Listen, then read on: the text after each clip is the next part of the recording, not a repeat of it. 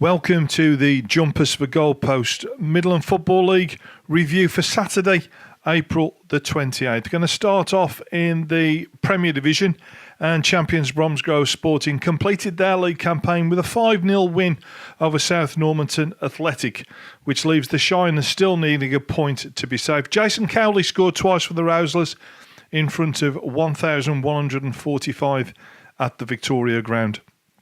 A goal from Matt Gardner earned Coleshill Town all 3 points at Coventry Sphinx, and they need 4 points from 2 games to clinch promotion. Highgate United are hot on the heels as they hammered Shawbury United 8-0 at the Coppice. Leading scorer Marco Adagio scored 3 as the Gate take the promotion battle into next week. A bad result that for Shawbury near the foot of the table. Fourth place Worcester City beat Quorn 3-0 at Farley Way.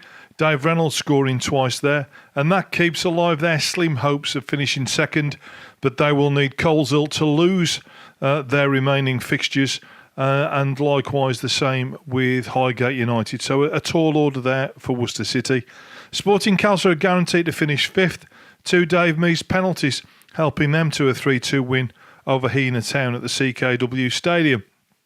Loughborough University still not mathematically safe from the drop. They went down 3-1 at Shepshed Dynamo. And looking at the bottom of the table now, Loughborough realistically need a point, maybe 2 points to be safe. There were goals aplenty at Allpay Park for the second time in 3 days as Westville beat Rugby Town 4-3. Mark McGee and Aidan Thomas scoring twice for Fields. They are in 7th place and could... they're in a 4-way battle, or 7-way battle to finish 6th. A phenomenal end to the season in the Premier Division. The 2 relegated sides met at Hillsfield, and it was Hormond who came out on top, beating Rochester 1-0 thanks to a penalty from Steve Hole. And Aaron Apoku scored twice for Coventry United. They won 4-2 away at Lye Town. And Boldmere St Michael's entertained Stourport Swifts at the Trevor Brown Memorial Ground, and they picked up all 3 points in the 3-1 victory there. Some key games coming up in midweek this week, and I've pulled them out for you. The ones to look out for: on Monday, it's Coventry United against Highgate United. On Tuesday, Rochester against Coleshill Town. And a big one on Thursday, Shawbury United against South Normanton Athletic, near the foot of the table. Into Division 1, and champions Walsall Wood eased to a 3-0 win over Paget Rangers at the ML Safety Stadium thanks to a brace from Andy Westwood. Ilkeston Town are confirmed as runners-up. They won 2-1 away at Chelmsley Town. A phenomenal season for Ilson. It's just unfortunate for them that Walsall Wood have been flying high all the way through. Atherstone Town remain in 3rd place following a 4-1 win at the Mark Webster Community Stadium over Lichfield City. And Leicester Road now appear to be their biggest challenges for 3rd place. The Road winning 2-1 at Coventry Copsewood. Sam Munton with the winner there. And at the bottom of the table, Coventry Alvis started the game at Brockton with only 10 men. And despite taking a 5th-minute lead, they were eventually beaten 7-3. Joe Hartshorn scored twice for the Badgers, with Jacob Dodds bagging a brace for Alvis, who finished the game with 9 men following a late red card.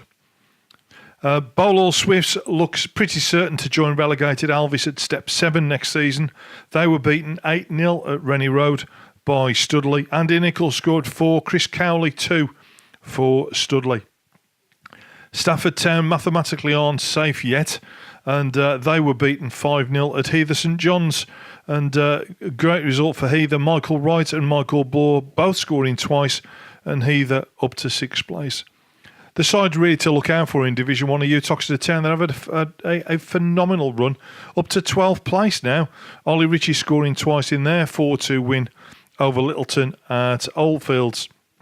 And 2 goals from Regan Smith helped Heath Hayes to a 3-2 win at Pershaw Town, while Cadbury Athletic climbed above their visitors Nuneaton Griff. 4-0 win there to the Chocolate Men at the TSA Sports Ground. I've picked out one Division 1 game really that stands out in midweek. On Tuesday, it's Leicester Road against Hinckley. Into Division 3, we had a couple of postponements there, but leaders NKF Burbage need just one more point from 7 games to clinch back-to-back promotions. They beat Bloxwich Town 4-0, Jake Brown scoring twice there. Droitwich Spa kept their promotion chances alive, a 3-2 win over Knoll at Walsh's Meadow. James Lemon got the winner. And Earlswood Town eased their relegation worries down at the bottom end of the table, compounding those of Pelsall Villa, who they beat 5-1. Pelsall actually took an early lead there. Michael Hawthorne scoring twice for Earlswood. And Joe Obi scored twice for Coton Green in their 2-2 draw with Fairfield Villa. No game again for Smithswood Firs. Their game was postponed. And plenty of huge games coming up in Division 2. Probably the place to watch football, Division 2 and Division 3 over the next couple of weeks. So the games I've picked out there, all to do with the top of the table. Monday, it's Montpellier against Smithswood. Tuesday, Smithswood at home to Barnt Green Spartak and Droitwich Spa at home to Redditch Borough. And then on Thursday, Smithswood travel to Feckenham and Droitwich Spa travel to Northfield Town. Getting very, very tight and exciting there. Now, Division 3, we always end up talking about the champions, GMP Sports. And last week, they actually lost in midweek. They lost 2-0 at home to Inkbarrow, although the game was played at Inkbarrow. And it probably gave them the kick up the backside they needed, because their way of responding was to win 12-2 away at Central Ajax. Adam Knight scored 5, and the hat-tricks for Charlie Cook and Josh O'Grady, 137 goals in 29 games. A phenomenal season for GMP, worthy champions of Division 3. Boldmere Sports and Social Falcons have now moved into the second promotion spot. They had a 5-1 win over Enville Athletic. FC Stratford improved their chances, beating Bartistry, who dropped to third, 3-1. And Ulster Town are really look to be the danger to the other sides at the top of the table. They won 2-0 away at Continental Star, and some cracking games coming up in midweek, which I'll tell you about in a second.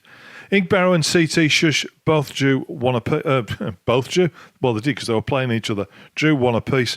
And there was also a draw between Shipston, Excelsior and AFC Solihull, 2 each there. Now, the games I've picked out for Division 3, all affecting the top of the table, are Monday, it's Ulster Town versus FC Stratford. On Tuesday, this is a cracker. Boldmere Sports and Social Falcons at home to Ulster Town, and FC Stratford at home to Birmingham Tigers. And then on Thursday, all the promotion challenges are involved. Ulster Town at home to AFC Solihull. Birmingham Tigers entertain Bartistry. Coventrians host FC Stratford.